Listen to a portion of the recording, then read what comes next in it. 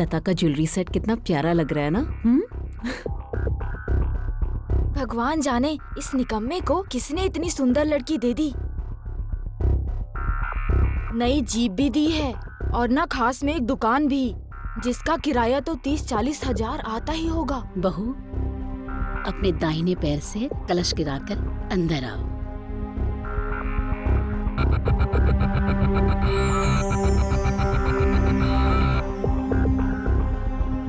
मैंने सुना है कि उसकी शादी कहीं और तय हो गई थी, लेकिन शादी के दिन ही किसी और के साथ भाग गई और कई दिन बाद घर आई है। वही तो मैं सोचूं कि इसकी लड़की इतनी फालतू है जो इस लफंगे को दे दी, वो भी इतने दहेज के साथ। इतने दहेज की तो खुद वनीता भाभी ने भी कल्पना नहीं की होगी। प्रणाम भैया, खुश रहो। अरे कोई बात नहीं, जीते रहो, खुश रहो।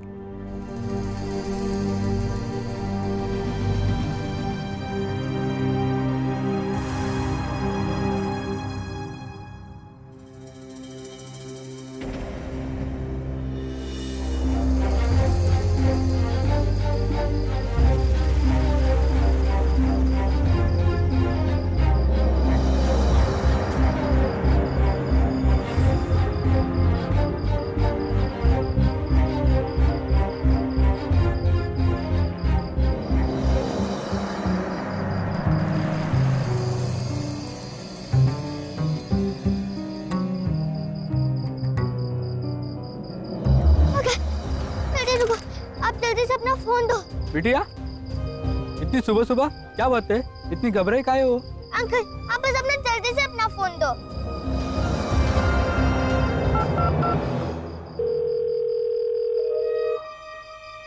Hello inspector uncle.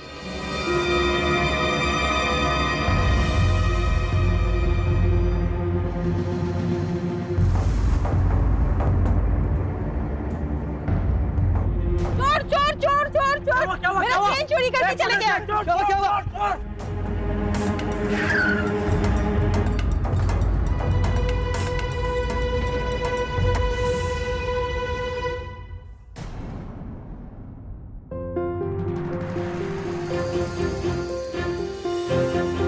बता दे रहे अम्मा, ये अपने रमेश को संभाल लो, नहीं तो इसके चक्कर में लेने के देने पड़ जाएंगे। का है? ऐसा क्या कर दिया रमेश ने? जुए में 3 पत्ती तो खेलता ही था, अब रास्ता चलते लोगों की चेनें झपटने लगा है। इसकी यही हरकत रही ना तो हम सबको जेल जाना पड़ेगा। रमेश, कई सच है? अरे अम्मा, ऐसी कोनो बात नहीं। बड़े भैया, आपको गलतफहमी हो रही है। गलतफहमी? अरे ये मंकी कैप पहन के ना तुम दुनिया से मुंह छुपा सकते हो, हमसे नहीं। इतना आवारागर्दी करता है, कब तक ढल्ले बने बैठे रहोगे यार? पढ़ाई लिखाई तो कभी की नहीं, कोई छोटा मोटा धंधा ही शुरू कर दो। हमारी समझ में ये नहीं आता हम कुछ करें या ना करें, इससे तुम्हें क्या परेशानी है? परेशानी? अरे बदनामी हो रही है हमारी। एक बार पुलिस इस चौखट पे आ गई ना तो कभी किरण के लिए कोई रिश्ता नहीं आएगा। सही बोल रहे हैं, समझ जाओ, नहीं तो घर से बाहर निकाल लेंगे तुमको। बहस करता है तो। देखो बड़े भैया, ये बार-बार ना हमको इस घर से निकाल देने की धमकी मत दिया करो। सच बता रहे हैं हम, हमरे पूरी तन बदन में आग लग जाती है। अच्छा, तो तुम्हारी हरकत सुन सुन के हमारा कलेजा जलता है, उसकी चिंता नहीं है तुम्हें। दिनेश सही कह रहा है, अगर तुम अपनी हरकत से बाज नहीं आए ना तो हम खुद तुम्हारा हाथ पकड़कर घर से बाहर कर देंगे, समझे? काहे निकाल दोगे हमें इस घर से? हमारा कोनो अधिकार नहीं है इस घर पे। हम प्रदीप नाथ के बेटे नहीं हैं, खाली दिनेश भैया हैं क्या? नहीं है तो बता दो, किससे जाके अपना अधिकार ले? ये शर्म नहीं आती? अपनी अम्मा से कैसे बात करते हो? अभी बताती हूँ तुम्हें। ये शर्म। अम्मा, हमारी बात मानो तो रमेश की शादी करवा दो। घर गृहस्थी की जिम्मेदारी आएगी तो अपने आप अकल ठिकाने आ जाएगी और कोई ना कोई काम धंधा तो कर ही लेगा।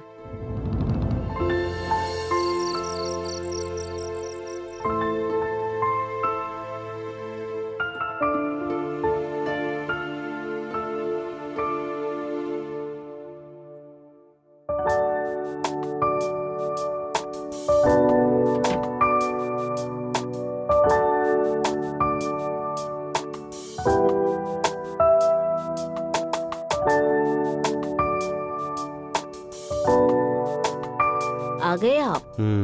आ गया। बड़ी प्यारी लग रही हैं आप। आपको तो मैं रोज ही प्यारी लगती हूँ। आप हैं ही इतनी प्यारी। फिर से लगाइए। लो, अब लग रहा है गजरा खूबसूरत। एक बात बताइए, हमारी शादी को 10 साल हो गए और 10 सालों से आप रोज मेरे लिए गजरा लेकर आते हो, क्यों? और हर बार मुझे इस बात का जवाब देना पड़ता है। सुहाग रात को आपने ऐसा ही गजरा अपने बालों में लगाया था। जब भी आप गजरा लगाती हैं मुझे हर रात सुहाग रात लगती थी। आप भी ना बस शुरू हो जाते हो। हाँ, शुरू हो जाते हैं, वक्त हो गया है। अरे क्या कर रहे हैं? क्या हुआ? माँ और किरण कभी भी आ जाएंगे। हाँ, श्रीमती उषा जी, पत्नी हैं आप हमारी, और हमने बेडरूम के ही नहीं घर के सारे दरवाजे बंद कर दिए हैं।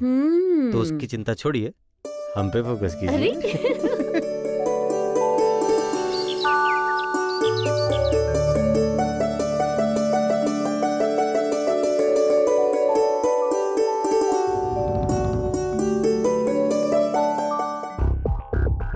लता का ज्वेलरी सेट कितना प्यारा लग रहा है ना?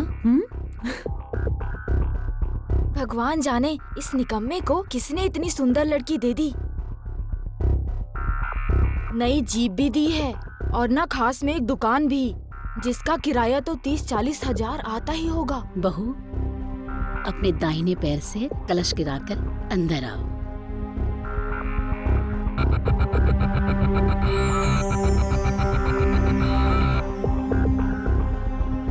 मैंने सुना है कि उसकी शादी कहीं और तय हो गई थी, लेकिन शादी के दिन ही किसी और के साथ भाग गई और कई दिन बाद घर आई है। वही तो मैं सोचूं, किसकी लड़की इतनी फालतू है जो इस लफंगे को दे दी, वो भी इतने दहेज के साथ।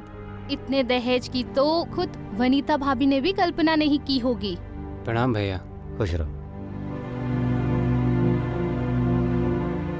अरे कोई बात नहीं, जीते रहो, खुश रहो।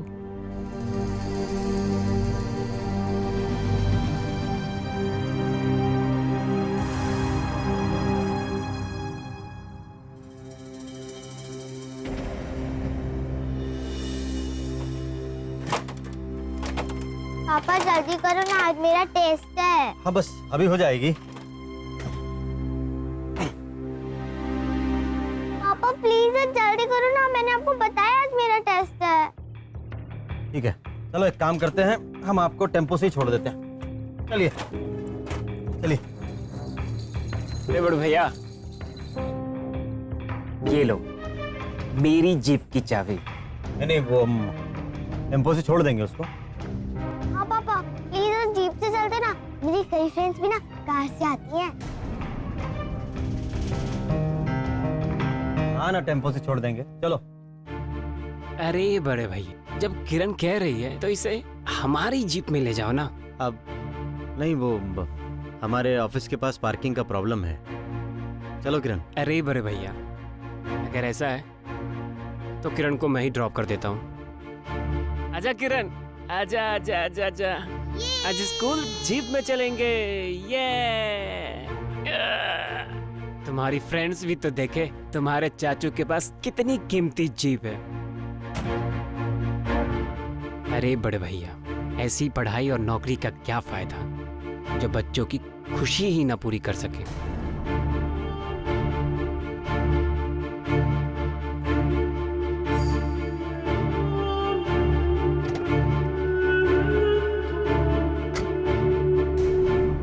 बाय पापा।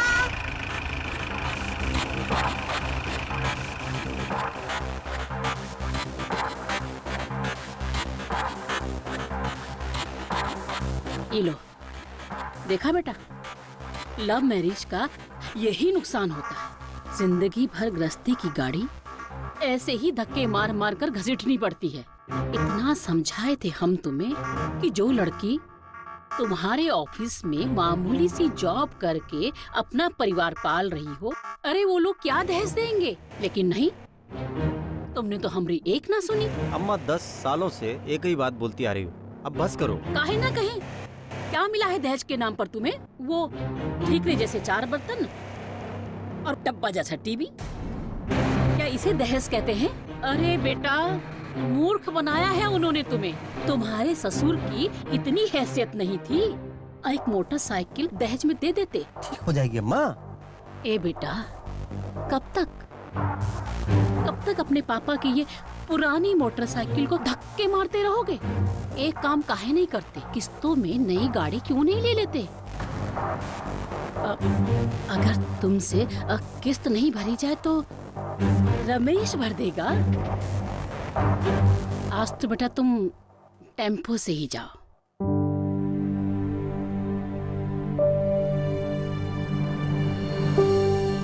किरण, अरे किरण, किरण कहाँ है? आप इतना जल्दी आ गए आज? हाँ, आज क्रिकेट का फाइनल मैच है ना, तो ऑफिस में बहाना मार कर आ गए। आराम से बैठ के मैच देखेंगे।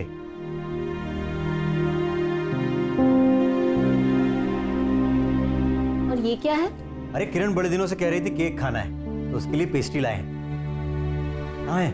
अरे जब से उसकी लता चाची आई है, वो उन्हीं के कमरे में रहती है। खूब दोस्ती हो गई दोनों की। ठीक है, एक काम कीजिए, आप चाय बनाइए, मैं किरण को लेके आता हूँ। जी अच्छा।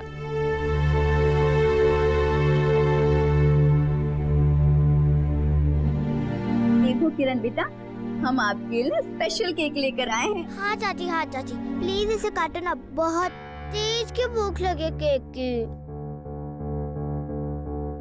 किरण, किरण,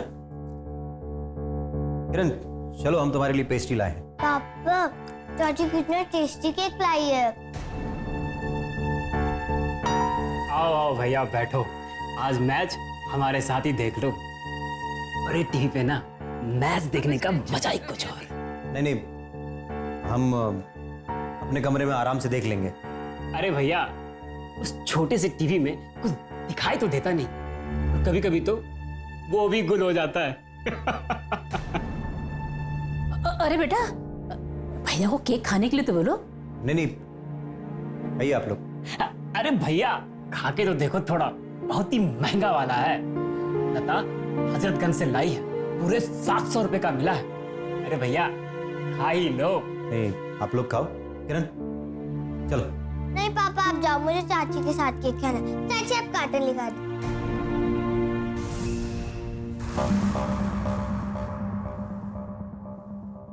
अरे बेटा सुन तो।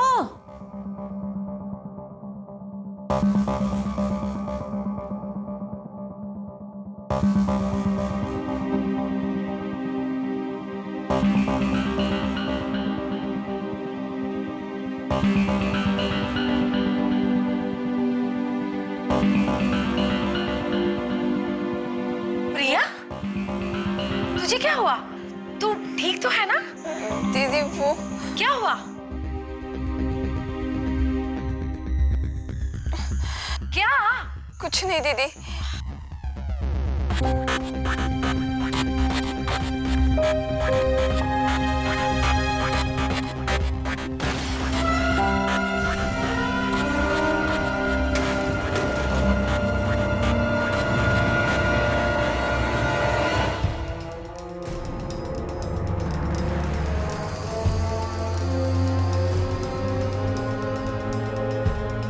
अरे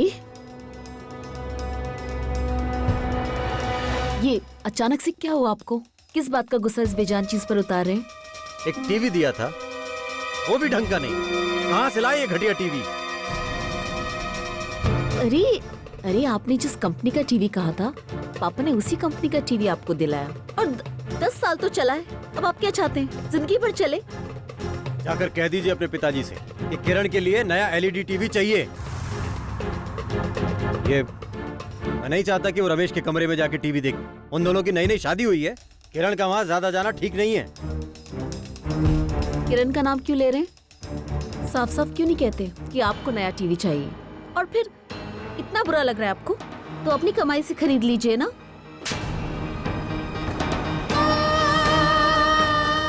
बकवास मत करो तुम।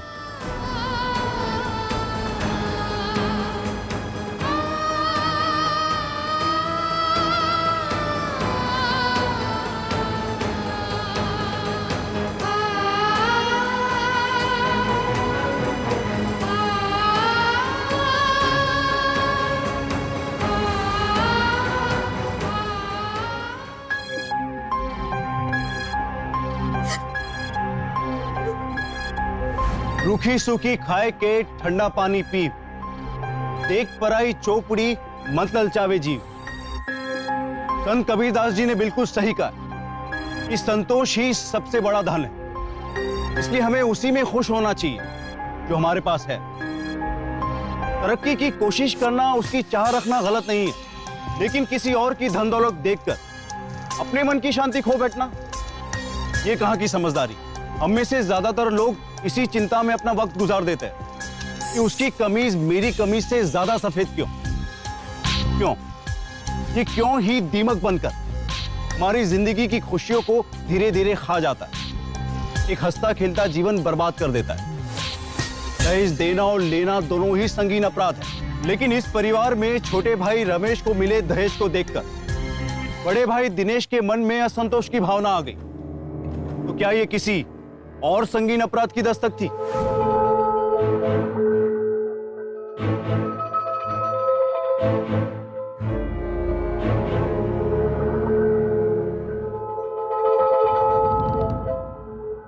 आपने शराब पी है? हाँ तो आपने मुझसे शादी से पहले वादा किया था ना कि आप कभी शराब नहीं पिएंगे। मुझे शराब पीने वाले लोग बिल्कुल पसंद नहीं। हाँ तो पसंद नहीं है तो जाके रहिए ना अपने बाप के साथ, मत रहो मेरे साथ। हम लोगों ने ना हमारे सीधेपन का फायदा उठाया है। कोई बाप अपनी बेटी को बिना दहेज के विदा करता है क्या? अरे लेकिन आपने ही तो कहा था कि आपको दहेज के नाम पे एक फूटी कौड़ी नहीं चाहिए, कुछ नहीं चाहिए। लेकिन अभी चाहिए है, दहेज चाहिए है, और रमेश को जितना मिला है ना उतना चाहिए है। बात करो बाप से, तुम्हारी अभी बात करो। ये आप क्या कह रहे हैं? मैं ये सब बात अपने पापा से नहीं कर सकती। मुझे उनकी कंडीशन पता है। उनके हालात ऐसे नहीं कि वो आपको रमेश जितना दहेज दे सकें। उनके पास घर है ना, उनसे बोलो वो बेच के दे दे। बात करो अपने पिताजी से, तुम अभी बात करो। ये फोन लगाओ, बात करो। दिनेश, आप अभी होश में नहीं है। हम कल सुबह बात करते हैं ना? सुबह क्यों, अभी क्यों नहीं? बात करो अभी। दिनेश, कल सुबह बात करते हैं ना? अभी बात करो। दिनेश, मैं कह रही हूँ ना आपसे, हम कल बात करते हैं ना? अभी बात करो। अभी मतलब अभी नहीं समझ आ रही बात? मारेंगे हम। पापा मम्मी को क्यों मार रहे हो?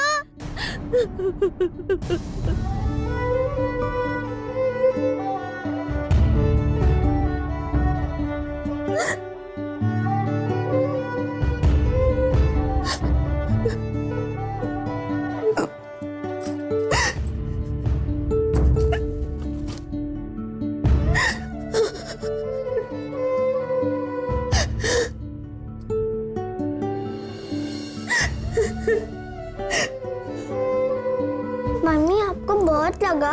पापा ने क्यों मारा आपको?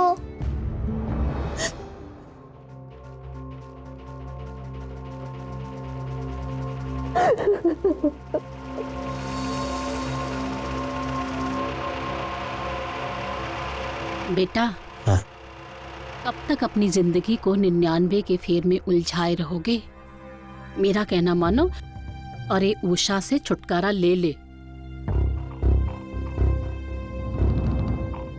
देखना, फिर ऐसे ही ना तुम्हारे हाथ में भी खुशियों की चाबी होगी। हाँ।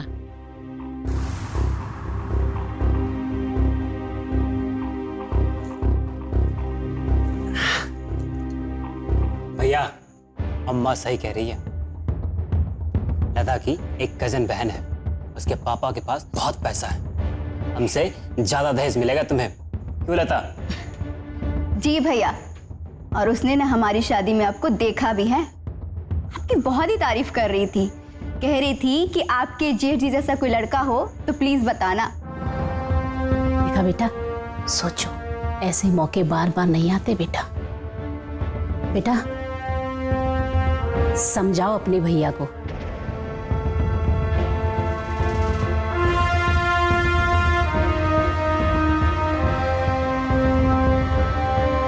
ठीक है भैया, सोचना।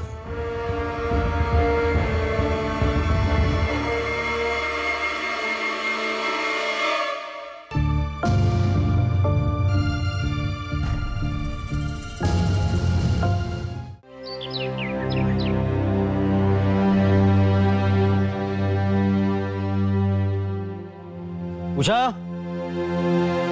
उषा, उषा,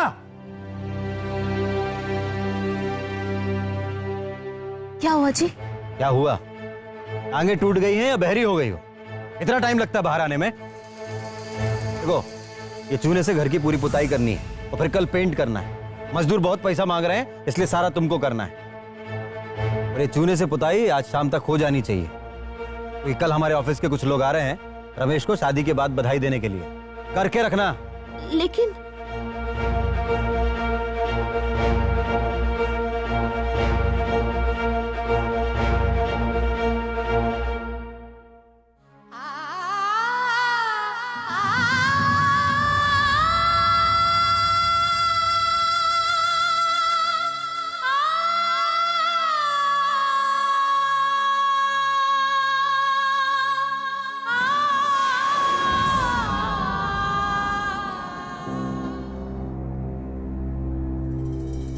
मम्मा क्या कर रहे हो?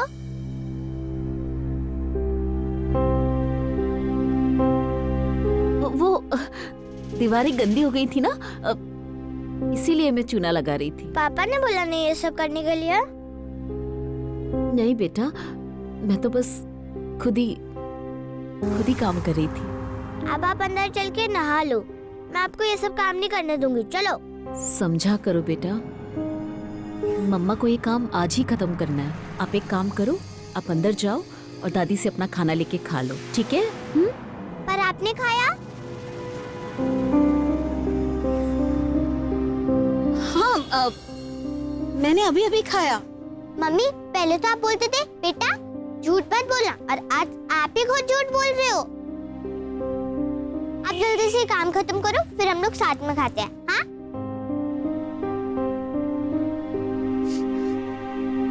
मम्मा, आपके हाथ तो चले हुए हैं। मैं आपको ये सब काम नहीं करने दूंगी। चलो, आप चलो, चलो सुनो तो। चलो मम्मी, आप जल्दी से नहा के आओ, मैं आपके नारियल तेल लेकर आती हूँ। मम्मी देखो ना, चूने से हाथ आपके कितनी बुरी तरीके से कट गए हैं, पर आप चिंता मत करो। इस नारियल तेल से रात भर में आपके दोनों हाथ ठीक हो जाएंगे। पर आप आगे से कभी ऐसा काम मत करना, पापा कहे तो भी। ओके? ठीक है। ये बाउंड्री वॉल पे चूने की पुताई क्यों नहीं की? वो पापा, मम्मी थकी हुई है और उनके चूने से हाथ भी कट गए हैं। हमारी बेटी को हमारे खिलाफ भड़काती हो। पापा प्लीज मम्मी को मत मारो, आप मम्मी पे इतना गुस्सा क्यों होते हो?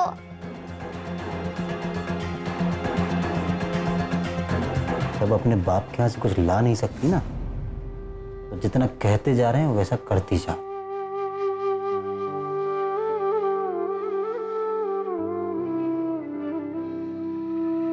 मम्मी, पापा क्या मांग रहे हैं नाना से? कुछ नहीं मेरी बच्ची, कुछ नहीं।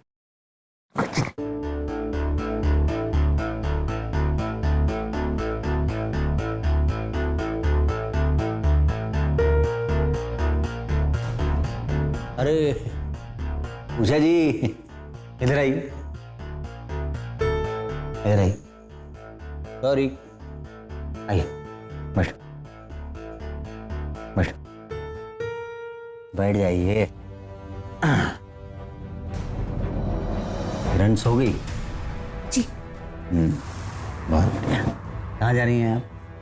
वो मैं किचन में बर्तन धोने जा रही थी। हाँ। ये पर कैसे धोई इतने छाले? ये क्या लगाया है हाथ में? सॉरी है, क्या लगाया है? वो किरण ने नारियल का तेल लगाया। नहीं, ये छाले नारियल के तेल से थोड़ी ठीक होंगे, ये ना ये ऐसे इससे ठीक होंगे, ऐसे बिल्कुल ठीक हो जाएंगे। दूसरा हाथ भी ये ऐसे ठीक होंगे। प्लीज छोड़ दीजिए, वो बहुत चल रहा है, मत कीजिए ऐसे। नहीं ऐसे हो जाएगा, ठीक है। क्या कर रहे हैं आप? देखिए कोई आ जाएगा, छोड़ दीजिए मुझे। नहीं कोई नहीं आएगा। क्या मत कीजिए, बहुत चल रहा है। कोई नहीं आएगा, कोई नहीं आएगा।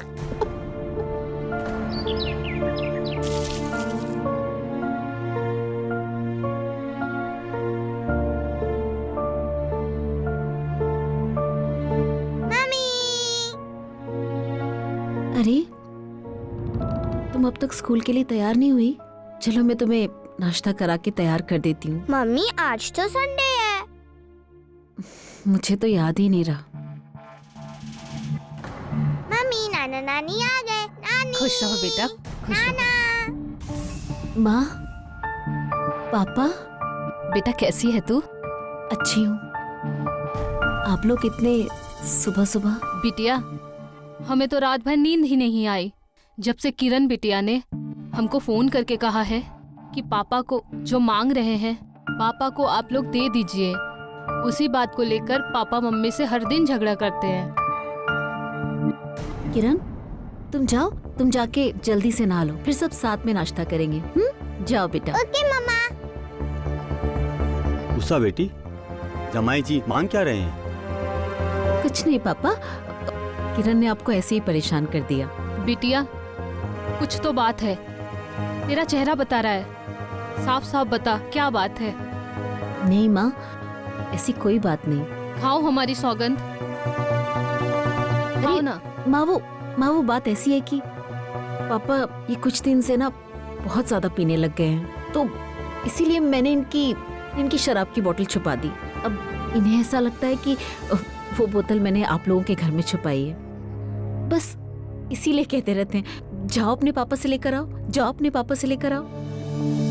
और बस इसी बात पर झगड़ा होता रहता है। ये तू अच्छा कर रही है, जितना भी झगड़ा करे जमाई जी कर लेना, पर उन्हें ज्यादा शराब पीने मत देना। जी माँ पापा आप लोग अंदर चलिए ना, मैं आप लोगों के लिए नाश्ता बनाती। नहीं बेटी, अब हम लोग चलते हैं। तेरी माँ ने तो पूजा पाठ कुछ भी नहीं करने दिया। सूरज हाँ, निकलते ही घबरा के यहाँ चली आई।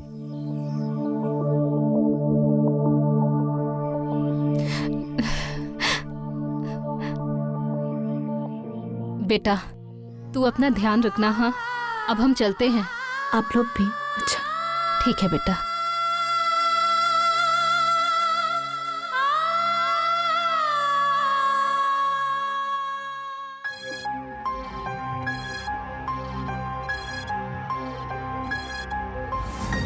कभी कभी हम जज्बात में आकर या किसी से डर कर अपने ऊपर हो रहे जुल्म के बारे में किसी से कुछ नहीं कहते। ऐसा करके हम खुद को एक ऐसे दलदल में फंसा लेते हैं जहां से बच निकलना बेहद ही मुश्किल होता जाता है। यदि हम वक्त रहते हिम्मत से काम लें और अपने ऊपर हो रहे जुल्म की जानकारी उन लोगों को दें जो हमारे शुभचिंतक है, हमारे हमदर्द है, तो हम उस जुल्म का शिकार होने से बच सकते हैं। अगर उषा ने भी अपने माँ बाप को सब कुछ सच सच बता दिया होता तो शायद उसके साथ वो नहीं होता जो अब होने वाला था।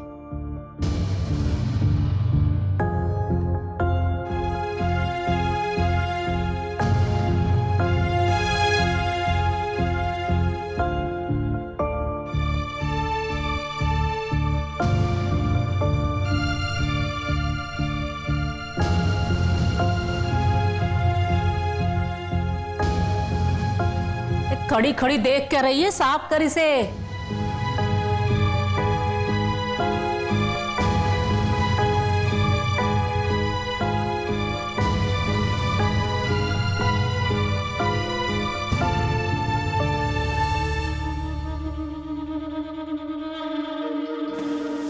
अंधी हो गई है, मेरा पैर गंदा कर दिया। चल पैर साफ कर पहले मेरा।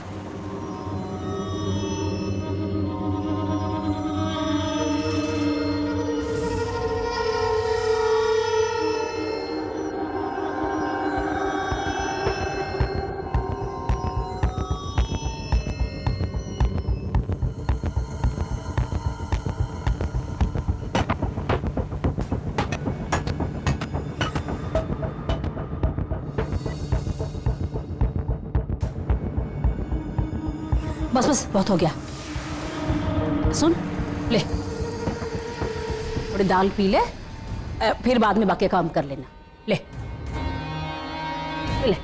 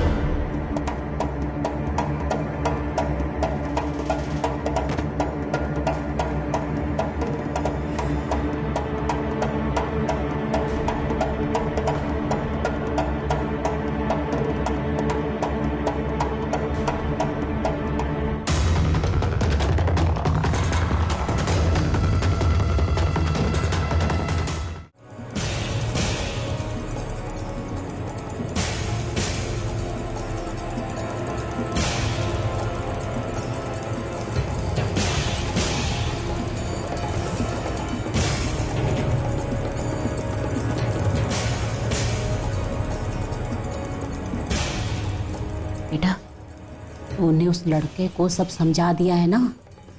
अरे अम्मा तुम चिंता बहुत करती हो। हमने सब समझा दिया उसे, ठीक है? बस तुम इतना ख्याल रखो कि बाहर से कोई अंदर ना आए, ठीक है? जाओ, उसकी चिंता मत करो। ठीक है, ठीक है।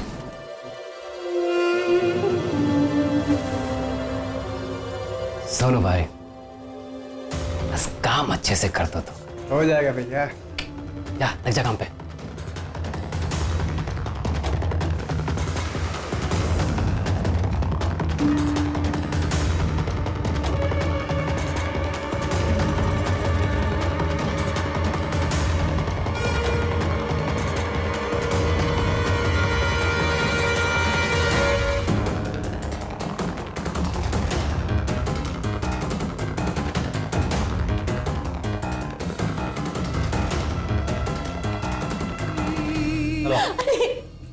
ये क्या करें आप? बिल्कुल नाटक मत करो, चलो तुम। क्या करें? सुनिए तो मेरी बात तो सुनिए। देखिए, चुप देखिए, आप सुनिए तो आपको बहुत हो गया। आपको कोई गलत फहमी हो गई। आप सुनिए तो मेरी बात। ये सब झूठ है, मेरे यकीन झूठ कीजिए। है, झूठ है ना? झूठ है। सुनिए तो। देखो, झूठ है ना ये तो? बेवकूफ समझती हो हमको, चरित्रहीन औरत। मुझे इसके बारे में कुछ नहीं पता। देखो तुम दिमाग खराब मत करो। सच बोल रही हूँ, मुझे इसके बारे में कुछ नहीं। चलो। मेरा यकीन कीजिए। कहाँ लेकर जा रहे हैं मुझे? चलो। अरे बताइए तो। मैं सच बोल रही हूँ, मुझे कुछ नहीं पता। हम अपना आपा खो देंगे, बैठ जाओ तुम। सुनिए तो मेरी बात। अरे तुम बैठे रहो बिल्कुल। यकीन कीजिए, ये सब झूठ है।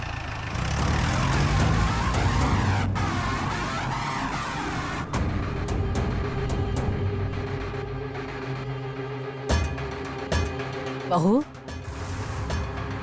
अब तुम अपनी मौसेरी बहन से दिनेश के रिश्ते की बात कर ही लो। जी माँ जी। हाँ, ये कहाँ लेकर आए आप मुझे? चुपचाप बैठी रहो तुम। ये कौन सी जगह है? कौन सी जगह है ये? देखो तुमने हमारे भरोसे को तोड़ा है। मैंने कुछ गलत नहीं किया। सुनिए मेरी बात। गलत नहीं किया। सुनिए, मैंने गलत कुछ नहीं किया। तुम्हें गलत नहीं लगता ना वो तुम्हें? मैंने कुछ गलत नहीं किया। देखिए, मैं किरण की कसम खा के कहती हूँ, मुझे सूर्य के बारे में कुछ नहीं पता। शर्म करो, कम से कम बेटी की झूठी कसम मत खाओ। जिंदा नहीं छोड़ेंगे हम तुमको।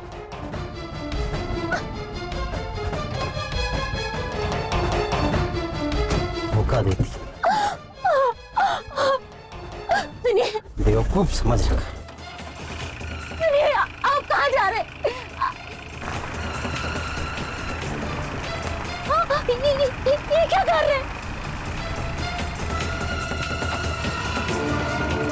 ये क्या कर रहे हैं आप ये क्या कर रहे हैं?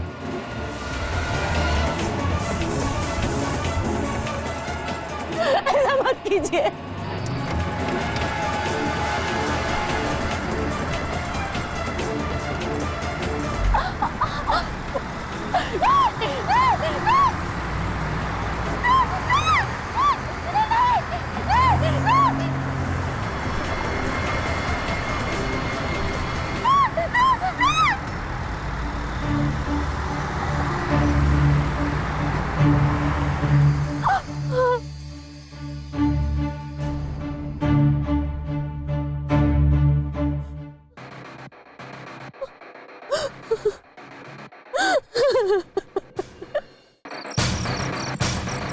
देखिए बहन जी, हमें ऐसे लग रहा है कि ये मानसिक और शारीरिक रूप से ठीक नहीं है, क्योंकि हमने इनको कुछ सवाल पूछे तो वो उनका जवाब बिल्कुल नहीं दे रही थी। इन्हें देख के तो ऐसे लगता है कि इनको मानसिक और शारीरिक यातनाएं दी गई है। ऐसा आप करते क्या हो इनके साथ? मैडम जी, आप कैसी बात कर रही हैं? हमने कुछ नहीं किया इसके साथ। अरे हम तो अपनी बहुओं को बेटियों की तरह रखते हैं। ये मेरी छोटी बहू है लता, इससे पूछ लीजिए आप।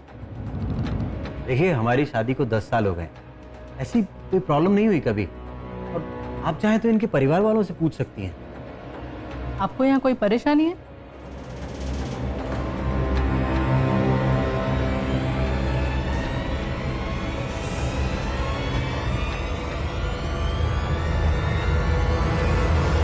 जी नहीं।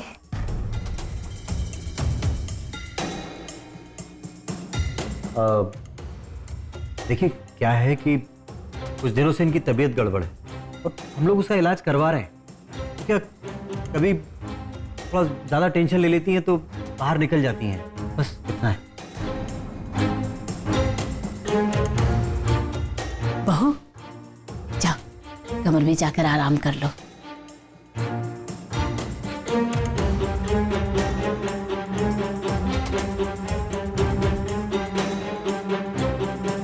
मिस्टर दिनेश, आप अपनी पत्नी का ध्यान रखिए। हम आते रहेंगे बीच बीच में उनकी हालचाल पूछने के लिए। जी।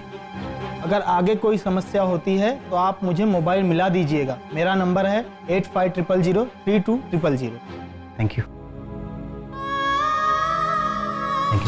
नमस्ते। बहुत बहुत धन्यवाद आपका।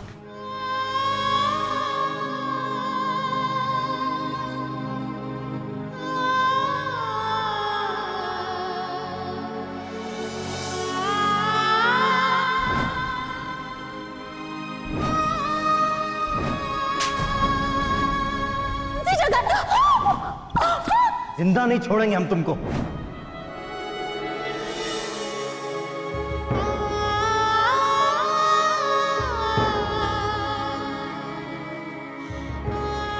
मम्मा खाना खा लो। मम्मी खाना खा लो। मम्मा खाना खा लो।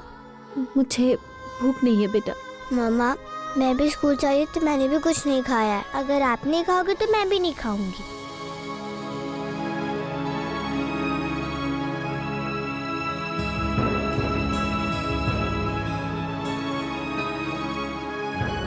मम्मा, मुझे आप कभी मत छोड़ के जाना। आपके जैसा प्यार मुझे कोई नहीं करता। मैं आपके बिना नहीं रह पाऊंगी। ऐसा नहीं कहते बेटा, आपके नाना नानी भी आपको बहुत प्यार करते हैं।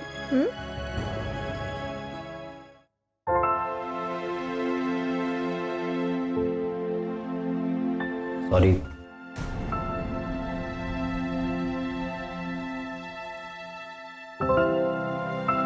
पुलिस वाले और एनजीओ वाली औरतों के सामने कुछ ना कह के तुमने साबित कर दिया कि तुम हमसे कितना प्यार करती हो।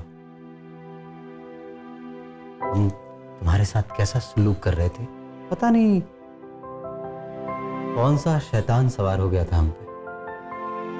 आज के बाद हम लोग फिर से पहले की तरह रहेंगे, हम वादा करते हैं। पापा, प्रॉमिस करो आप मम्मी को कभी नहीं मारोगे। उनको बहुत दर्द होता है। प्रॉमिस।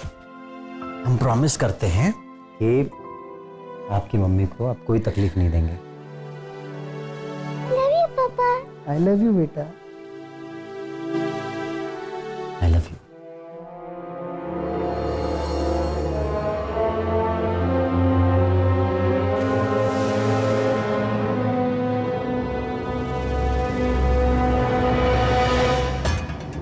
बस बेटा, बहुत हो गया।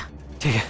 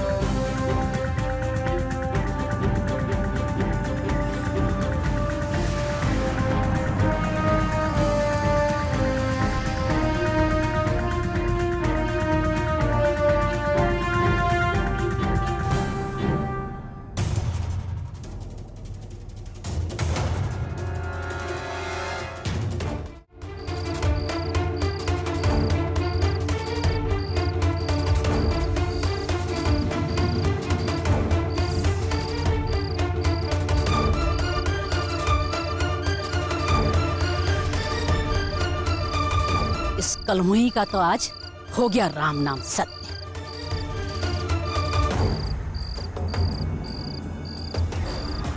किरण,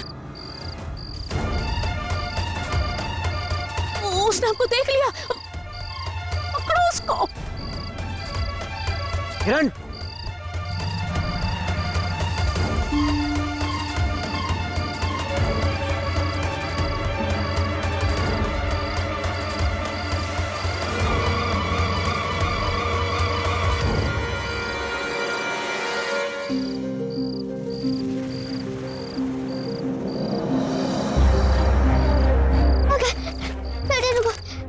अपना फोन दो। बिटिया, इतनी सुबह सुबह क्या बात है? इतनी घबराई काहे हो? अंकल, आप बस अपना जल्दी से अपना फोन दो। अगर आगे कोई समस्या होती है तो आप मुझे मोबाइल मिला दीजिएगा। मेरा नंबर है 8500032000।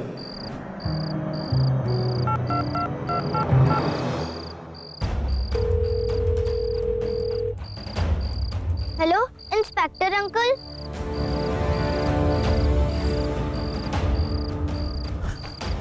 कहीं नहीं मिल रही। लगता है कहीं भाग गई वो तो। ये कहीं पुलिस के पास नहीं चली जाए। क्या? भैया, अगर पुलिस के पास चलेगी तो पुलिस कभी भी आ सकती है, और भाभी की लाश बरामद हो गई फिर हम में से कोई नहीं बचेगा। तो क्या करें? भैया आप एक काम करो, आप लोग भाभी की लाश निकालो, मैं जीप लेके आता हूँ, फिर हम सब मिलकर उसे ठिकाना लगा देंगे। ठीक है, तुम गाड़ी निकालो, चलो।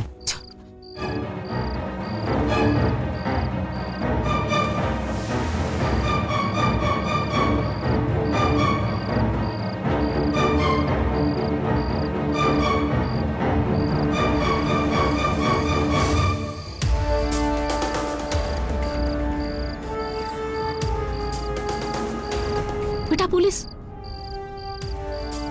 बेटा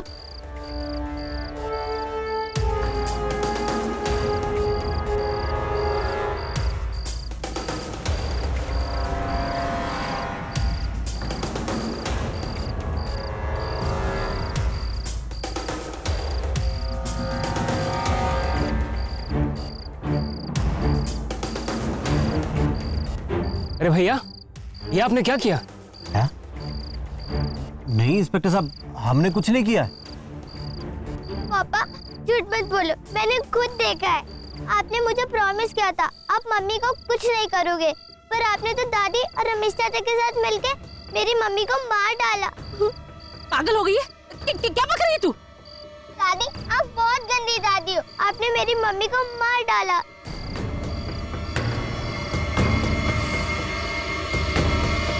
ले चलो इन सबको। हमने कुछ नहीं किया। मैंने कुछ नहीं किया। हमने कुछ नहीं किया। लालच का कुआं कभी भी ख्वाहिशों से नहीं भरता। एक इच्छा पूरी होती नहीं कि दूसरी आ खड़ी होती है।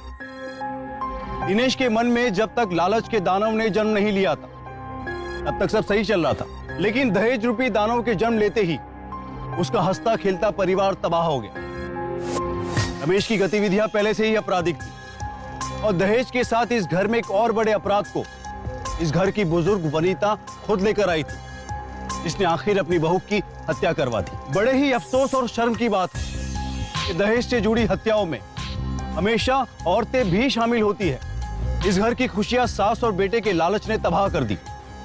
उषा ने जुल्म बर्दाश्त करके भी आवाज नहीं उठाई, तो पुलिस या संस्थाएं उसकी मदद कैसे कर सकती थी? याद रखिए, अपराध के खिलाफ सबसे पहले हमें खुद आवाज उठानी होगी, तभी कानून हमारी मदद करेगा। अदालती कार्रवाई के बाद सभी दोषियों को उनके किए की सजा मिली। हमारे देश में दहेज लेना और देना दोनों ही गैर कानूनी है, लेकिन नेशनल क्राइम रिकॉर्ड्स ब्यूरो की रिपोर्ट के अनुसार हर साल लगभग 8000 दहेज हत्या के केस दर्ज होते हैं, सख्त कानून के होते हुए भी। क्यों हर रोज लगभग 21 महिलाएं हत्या का शिकार होती? शायद इसकी सबसे बड़ी वजह यह है कि दहेज हत्या के 35% मामलों में ही दोषियों को सजा मिलती है। इसी के साथ मैं गिरीश जैन क्राइम अलर्ट के इस एपिसोड में आपसे विदा लेता हूं। फिर मिलूंगा ऐसी एक सच्ची घटना के साथ। तब तक be alert, be safe. Crime alert, जुर्म के खिलाफ आवाज।